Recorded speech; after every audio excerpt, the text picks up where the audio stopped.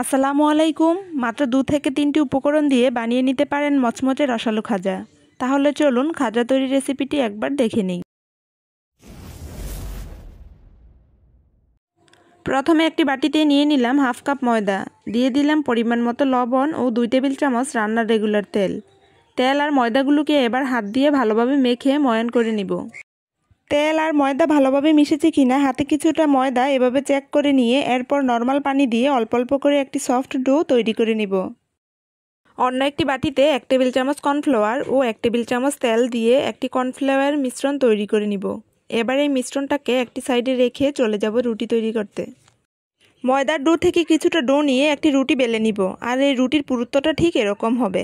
এবার আগে থেকে তৈরি করে রাখা সেই কর্নফ্লাওয়ার মিশ্রণ পুরো রুটির মধ্যে দিয়ে দিব। 2 হাত দিয়ে রুটিটাকে এভাবে পেঁচিয়ে রোল তৈরি করে নিব, এবং রোল তৈরি করা হয়ে গেলে এই রোলটাকে আমি 1 ইঞ্চি দূরত্ব নিয়ে একটি ছুরি দিয়ে কেটে নিব। এবার এখান থেকে একটি করে লেচি নিয়ে এভাবে আমি ছুরি দিয়ে একটু প্রেস করে নিব।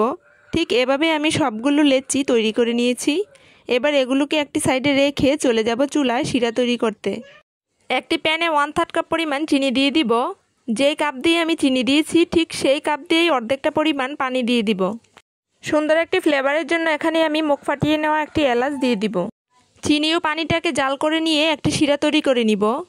কয়েক মিনিট জাল করে নেওয়ার পর শিরার ঘনত্বটা যখন এরকম একতার হয়ে আসবে তখন আমি শিরাটাকে চুলা থেকে নামিয়ে নিব। অন্যদিকে একটি প্যানে পরিমাণ মতো তেল দিয়ে আমি খাজাগুলো এক এক করে ভেজে নিব। কয়েক মিনিট খাজাগুলোকে উল্টিয়ে পাল্টিয়ে ভেজে নেওয়ার পর যখন খাজাগুলোর মধ্যে একটি সুন্দর ব্রাউন কালার চলে আসবে তখন তেল থেকে খাজাগুলোকে উঠিয়ে সাথে সাথে সেই কুসুম গরম শিরার মধ্যে দিয়ে দিব। খাজাগুলো যখন শিরা টেনে নিবে তখন শিরা থেকে উঠিয়ে আমি সার্ভ করে নিব। এই তো তৈরি হয়ে গেল মচমচে রসালো খাজা। যে কোনো সময় ঝটপট এই রসালো খাজাটি বানিয়ে খেতে পারেন।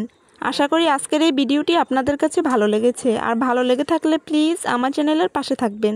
সবাইকে অনেক অনেক ধন্যবাদ। আল্লাহ হাফেজ।